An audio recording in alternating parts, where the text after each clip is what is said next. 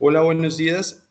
¿Cómo me les acaba de ir, chicos? Hoy vamos a trabajar el tema teoría del productor. En semanas anteriores hemos venido abordando la teoría del consumidor desde el enfoque microeconómico, ¿no? Entendiéndose el consumidor como un agente maximizador de utilidades y como un agente que propende por la búsqueda de la máxima utilidad dependiendo de una restricción presupuestaria. Vimos a lo largo de de las 2 semanas anteriores, cómo los agentes consumidores, en este caso, maximizaban esas utilidades a través de curvas de indiferencia y de restricciones presupuestarias, calculando el óptimo de consumo. Ahora bien, vimos aspectos como consumo marginal, ¿sí? Vimos aspectos como precios, restricciones y demás. Ahora vamos a ver el otro componente de la teoría microeconómica o el otro agente que es el productor. Básicamente el productor pues es un agente que se encarga, valga la redundancia, de producir bienes y servicios. Para esa producción de bienes y servicios, pues básicamente se necesitan unos medios de producción. ¿Cuáles son los medios de producción? Tierra, capital y trabajo. En economía son esos tres básicamente. Ahora bien, todos los procesos de producción requieren una gran diversidad de insumos. Ya habíamos hablado, tierra, capital, materia prima. Y normalmente utilizamos insumos cuantitativamente diferentes de cada uno para producirlo. Es decir, los procesos de transformación requieren de una variedad de insumos. Normalmente, para esta teoría del productor, vamos a mirar que la producción se aborda con dos bienes, capital y trabajo. Ahora, ¿qué vemos en esta unidad? Pues básicamente trataremos de dar respuesta a tres preguntas, que normalmente son preguntas que aborda la economía, perdón. Y es qué producir, cuánto producir y cómo producir. El qué producir me va a permitir identificar, primero, si es en caso de aspecto de un país o algo, en qué soy bueno. Si es una empresa individual que va a iniciar la producción, es identificar cuál es el nicho de mercado que voy a abordar y qué necesita decir. ¿Cuánto producir es lo que vamos a determinar acá en esta unidad?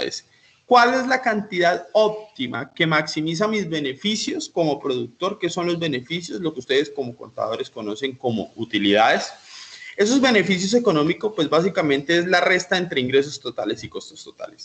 ¿Cuál es la cantidad óptima que maximiza mis beneficios? Porque yo no puedo producir más de mi cantidad óptima porque ya me volvería ineficiente. Y el cómo producir, pues básicamente va a abordar aspectos como la eficiencia, es decir, qué técnicas puedo utilizar para ser más eficiente, es decir, utilizar menos insumos de los necesarios. Ahora, la teoría de la producción la voy a abordar desde dos enfoques, el corto y el largo plazo. Como ya lo habíamos mencionado, básicamente en la teoría de la producción, el objetivo del productor, así como para el consumidor, era la maximización de sus utilidades, para el productor es la maximización de sus ingresos y por ende obtener un máximo beneficio. ¿Cómo maximizan los ingresos? Pues ellos maximizan sus ingresos haciendo una minimización de costos. Es importante entender que las funciones de producción pueden ser eficaces o pueden ser eficientes. ¿Cuánto son eficientes? Pues cuando se utilizan los mínimos recursos. ¿Y cuándo es eficaz? Cuando se utilizan o se cumple el objetivo sin importar los recursos utilizados. Ahora bien, ¿de qué depende una función de producción? O sea, ¿qué aspectos hacen que la producción incremente o se disminuya? Pues básicamente los insumos, los factores o los medios de producción.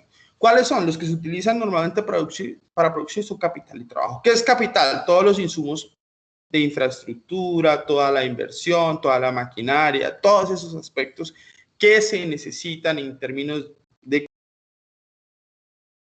monetarios para una producción. Ahora bien, ¿qué es trabajo? Pues trabajo es toda la fuerza laboral que tiene la empresa a su disposición. En el corto plazo, normalmente se hablan de cortos plazos, periodos inferiores a un año. Cuando yo decido ampliar mi estructura de producción, es muy difícil, por ejemplo, hacer una nueva empresa, una nueva bodega, comprar una nueva máquina, adquirir un nuevo producto. Y lo más fácil, entonces, para incrementar mi estructura productiva en el corto plazo es contratar más gente. Yo puedo contratar y despedir gente en el largo plazo. Es por eso, en el corto plazo, perdón, es por eso que se dice que en el corto plazo, uno de los dos factores, en ese caso el capital, es fijo. Es decir, yo no puedo vender una máquina en menos de un año o en menos de un tiempo corto, ni puedo comprar otra, ni puedo acceder a otra bodega, no puedo. Eso es básicamente a lo que se refiere cuando el capital es fijo en el corto plazo. Ahora bien, ¿cómo se representa en el corto plazo una función de producción? Pues si entendemos que no existe, o sea, que el capital es fijo, entonces, pues claramente aquí debía incluirse una variable de capital. ¿Por qué? Porque pues, se requieren de los dos para generar una producción, pero solamente genero el del trabajo en la medida en que es el único variable en el corto plazo. Entonces, ¿cómo se refiere? Pues básicamente lo que se dice es, esto que dice 1, 2, 3, 4, 5 hasta 8 es el número de trabajadores que se implementan.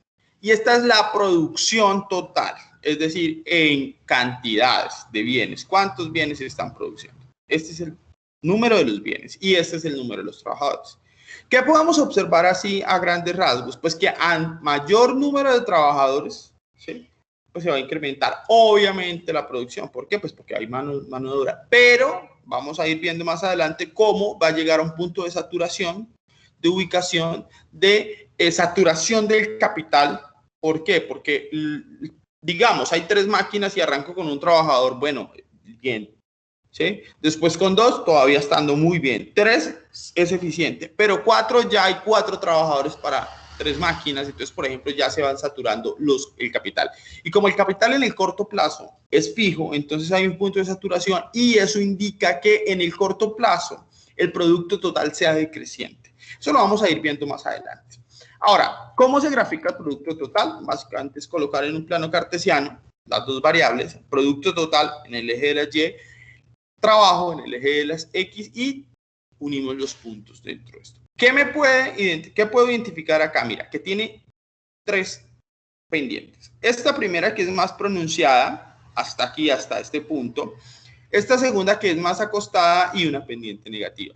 ¿Eso qué quiere decir? Que hay unos puntos de inflexión en los que me permite a mí determinar que en la medida en que yo le añado más trabajadores a un capital, la producción de ese trabajador o la producción total de la empresa, mejor, se va a ver afectada de forma negativa. Entonces, los primeros 2 trabajadores son muy productivos, pero a partir del 2, la productividad sigue creciendo, pero no al mismo ritmo vertiginoso y a partir de este 5.º trabajador, la productividad tiende a disminuirse de este 6.º, ¿sí?, a bajar. Ahora, dentro de ese análisis, pues básicamente es importante identificar, así como vimos la utilidad total, que esto es muy similar a lo que vimos allá, aquí vemos la productividad marginal. La productividad marginal básicamente hace referencia cuando se incrementa la producción. Cuando se incluye un trabajador adicional. Ojo, siempre que en economía hablamos en términos marginales, hablamos del incremento adicional que genera una unidad. Entonces, por ejemplo, ¿cuánto incrementó la productividad total cuando se incrementa un trabajador? ¿Listo? Ahora, ¿cómo se calcula? Así como calculábamos la utilidad total. Aquí no me pierde. Se resta el segundo por el primero. ¿Sí? Entonces, ¿cómo restamos? 5 menos 0 da 5, 12 menos 5 da 7, 17 menos 12 da 5, 20 menos... así sucesivamente. Y eso me permite a mí calcular la productividad marginal. ¿Por qué es importante la productividad marginal? Porque me permite a mí identificar, ¿sí?, cuál es el comportamiento o el valor agregado que le está generando cada trabajador adicional a mi producto total. Es decir, a partir del trabajador 6.º, en este caso, yo no voy a contratar otro trabajador en la medida en que si lo contrato ya voy a disminuir la producción. Profe, pero tiene lógica que cuando yo contrate más gente disminuye la producción. Sí, toda la del mundo, en la medida en que lo que yo les digo, se satura el bien fijo, que es el capital, las herramientas, las máquinas, el espacio, se van a quitar espacio, van a generar otras dinámicas que no son netamente laborales y puede que la disminución, que tenga una repercusión negativa sobre la productividad total. Esto es lo que está reflejando la productividad marginal decreciente. Entonces vemos un punto en el que crece, en el que empieza a caer hasta el punto 0. ¿Listo? Aquí es donde se debería ubicar el productor. ¿Por qué? Porque es que hasta aquí, este es el número óptimo de trabajo que él debería, de trabajadores que él debería utilizar. Ahora bien, productividad. La productividad marginal presenta rendimientos decrecientes. ¿Qué quiere decir que representa? Esto es productividad, por favor. ¿Qué quiere decir que representa rendimientos decrecientes? Que a mayor utilización del trabajo, menor será la productividad. ¿Por qué? Por lo que ya le había dicho, hay saturación de los bienes. Suponga que usted, por ejemplo, en un salón que realiza el proceso productivo, se agrega un trabajador en un solo salón. Listo, se mejora la productividad. Y cuando se empieza a agregar, se va mejorando la productividad, pero va a llegar un punto en el que el salón va a estar totalmente lleno. Y como no van a poder contratar otro salón, porque estamos hablando en el largo plazo, estos se van a estorbar y bajar su rendimiento general y eso va a hacer que la producción total caiga. ¿Listo? Eso es básicamente lo que hablamos. Ahora, otro concepto que hay que involucrar acá es la producción media. ¿Sí? ¿Qué es? Cada vez que hablamos de medio, hablamos de promedios. Este es mucho más fácil de calcular. Recuerden, la productividad marginal es restando este entre este. La productividad media se calcula dividiendo el producto total entre trabajador. Esto es productividad media por trabajador. ¿Qué quiere decir? ¿Cuál es mi producción total? Produzco 20 pares de zapatos. ¿Cuántos trabajadores tengo? 2. Entonces, ¿cuál es la productividad media? Pues 20 dividido 2 me da 10. Es decir, que cada trabajador en promedio, ¿sí? En promedio está produciendo 10 unidades. Eso me permite a mí identificar cuál es el comportamiento. Entonces, por ejemplo, vemos acá. El primero, pues nada, porque si no hay trabajo, no hay producto total. O sea, si así tenga mucho capital, pero si no hay trabajo, ojo con eso, no hay quien opere esas máquinas y pues no vamos a tener producción. ¿Listo? Ahora, en la medida que yo añado, pues va incrementando. El primero es 5. El segundo es 6, después baja 5, 6. ¿Por qué? Divido 17 entre 3, 12 entre 2, 5 entre 1, 20 entre 4 y así sucesivamente. Esta es la forma en que se calcula. Ahora, ¿cómo se grafica? Pues muy fácil. Se grafica de la igual forma y queda dentro del análisis. Ahora, miremos acá. Vea cómo se grafica. Se grafica la productividad total es la que está en la parte de arriba. La productividad marginal es esta de acá, ya la habíamos graficado, y esta es la productividad media. ¿Sí? Esta es la productividad media, el comportamiento de la productividad media. Ahora, en este punto quiero hablarles a ustedes de las etapas de la producción. ¿Por qué? Porque una producción tiene 3 etapas. ¿Y cómo las identificamos? A través de este gráfico. Etapa 1, etapa 2, etapa 3. ¿Desde dónde va la primera etapa? La etapa 1 va desde la producción de 0 unidades hasta el punto en que el producto medio es máximo e igual al producto marginal.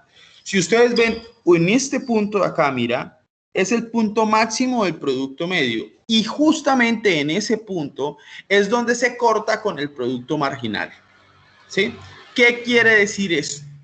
Básicamente quiere decir que en este punto es el punto creciente de esta curva. Mira, en este punto la productividad total tiene un punto de inflexión. Es altamente productiva. ¿Sí? La segunda etapa va desde donde empieza la primera, donde termina la primera, perdón, que es este punto donde se cortan estas dos. Ojo, ojo, esto es súper clave. Hasta donde la productividad marginal se hace cero. Es decir, es un punto en el que la producción sigue creciendo, pero las productividades tanto marginales como medias empiezan a disminuir a un ritmo. Ejemplo, aquí llega hasta 0. Esta es la segunda etapa de la producción. Y la tercera etapa, ¿cuál es? Básicamente donde la productividad marginal se hace 0 en adelante. ¿Eso qué quiere decir? ¿Dónde se ubicaría normalmente el productor? Pues en este punto de la etapa 2, mire, en el punto donde su producto total se hace máximo y la productividad marginal es igual a 0. Ojo con esto. Estos dos gráficos de forma paralela son interesantes para el análisis que vamos a tener de ahora en adelante. Ahora, ¿qué es la ley de los rendimientos marginales decrecientes? Esto ya lo habíamos visto, pero lo vamos a ver más profundamente. Básicamente es un concepto económico, ¿sí? Que muestra cómo el producto se disminuye, ¿sí? O la producción de un bien o servicio se disminuye en la medida en que se añaden factores productivos, ¿sí? Entonces, cuando yo incremento más trabajo, cuando yo incremento más capital, cuando yo incremento más esos aspectos, pues la producción, ¿sí?, va a disminuirse. En este caso, en el corto plazo, cuando yo incremento más producción, trabajo, pues la producción se va a disminuir. ¿Por qué? Porque va a haber una saturación del capital. En términos marginales, pues se trata de una disminución marginal, es decir, un aumento, ¿sí?, es menor cada vez que el otro. Y eso permite llamar una ley, un fenómeno de rendimientos marginales decrecientes. Según esta ley, ¿sí?, incrementar una cantidad de un factor que es el único variable, el trabajo, provoca un rendimiento o una disminución en la producción. O que esa disminución, no digamos, pero sí que el...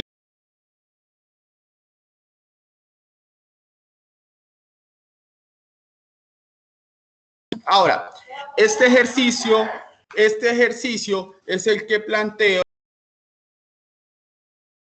ustedes hagan en su casa. Entonces, ¿qué les pido acá? Con esta información que les estoy generando, les pido que calculen la gráfica de la producción marginal y producto total y que identifiquen las 3 etapas de la producción. Entonces, ustedes van a graficar la producción marginal, la producción, graficarlo, van a hacer las dos gráficas, una arriba y otra abajo, y van a generar el proceso de que es identificar van adelante y cuáles van atrás. Lo que quería